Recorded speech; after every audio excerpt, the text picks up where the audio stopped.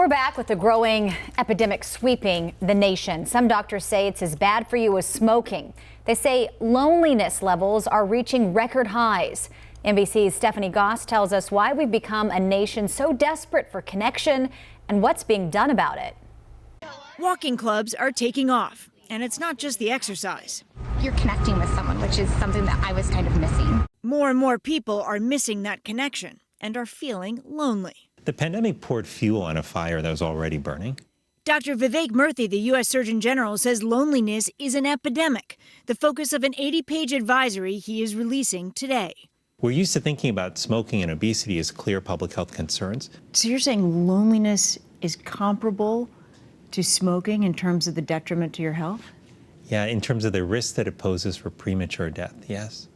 Half of U.S. adults experience measurable loneliness, and it's greater among young adults. When you struggle with loneliness, when you're socially disconnected, it increases your risk of depression and anxiety and suicide, but it also increases your risk of physical illness as well. Loneliness increases the risk for heart disease, stroke, and among older adults, dementia.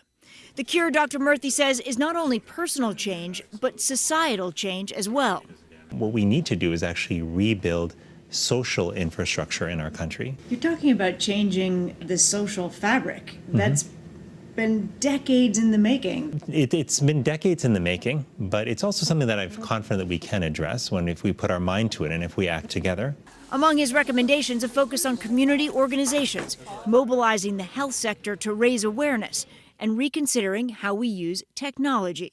In-person matters. Connecting online has its place, has its value, but it's not a substitute for in-person connection. We really do need both. Cultivating and supporting time together, face-to-face, because our health depends on it. Stephanie Gosk, NBC News.